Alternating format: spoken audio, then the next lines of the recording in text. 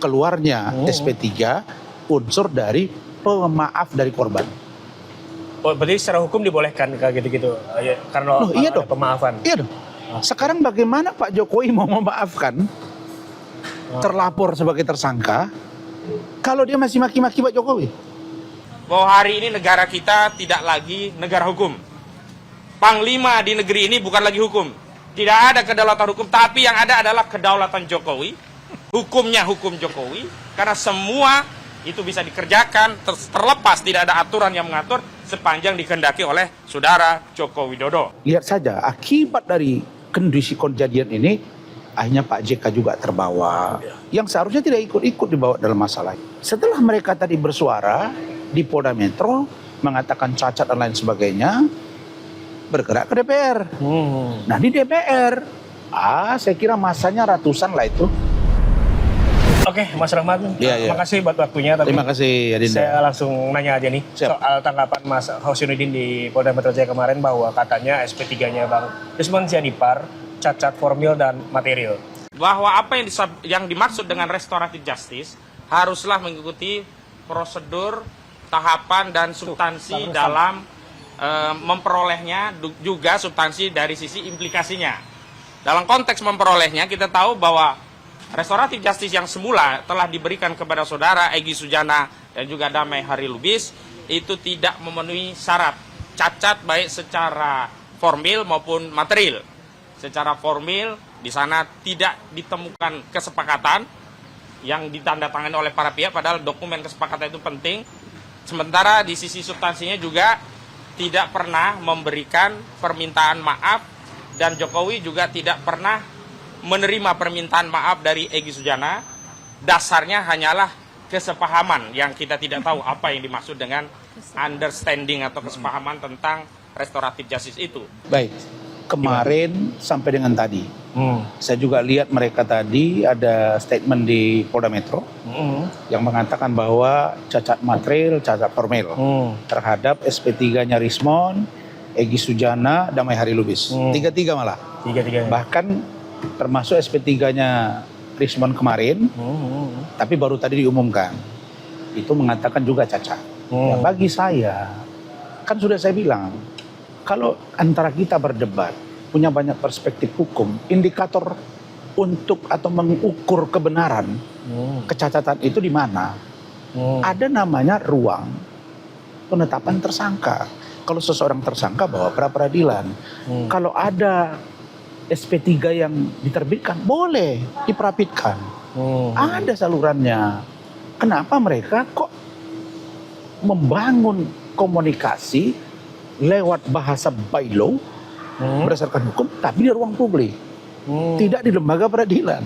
Nah, kepastian itu ada di pengadilan. Dari dulu saya sudah dorong itu. Nah, setelah mereka tadi bersuara di Polda Metro, mengatakan cacat dan lain sebagainya, bergerak ke DPR.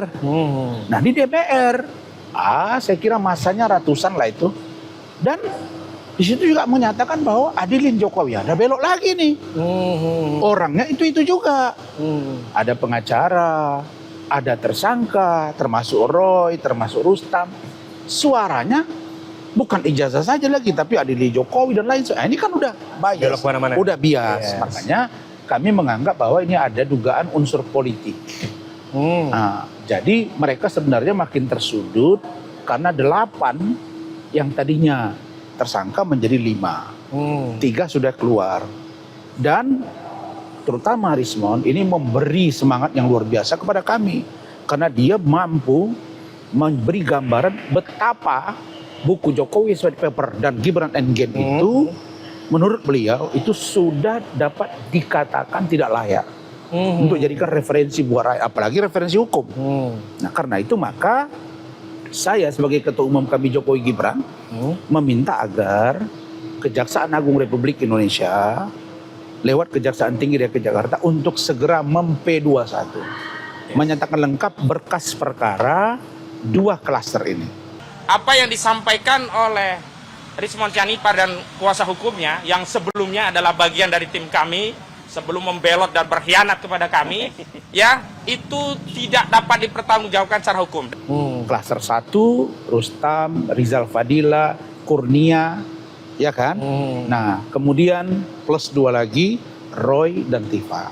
Oke. 5 orang ini segera bawa ke pengadilan, itu senapas dengan keinginan Pak Jokowi. Saya lihat 2-3 hari yang lalu Pak Jokowi bicara itu.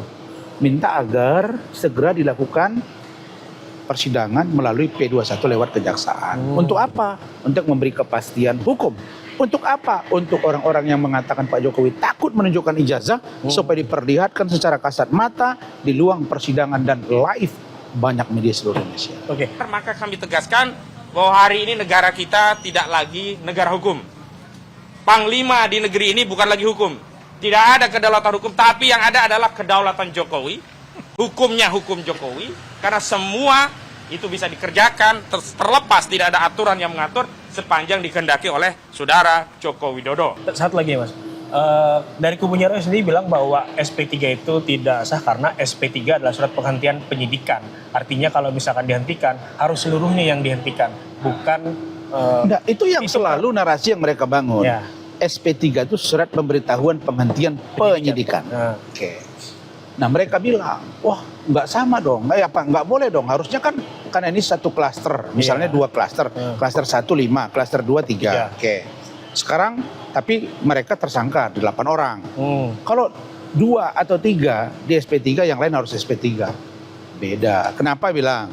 Karena salah satu unsur untuk keluarnya SP3, unsur dari pemaaf dari korban. Oh, berarti secara hukum dibolehkan kayak gitu-gitu, karena iya ada dong. pemaafan. Iya dong.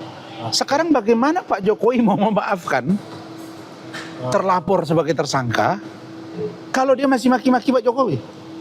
Dia tidak mengakui kesalahannya, tidak minta maaf kepada Pak Jokowi seperti Rismon. Ya bagaimana mau dikasih maaf? Jadi hukum itu by law, by data, and by logic.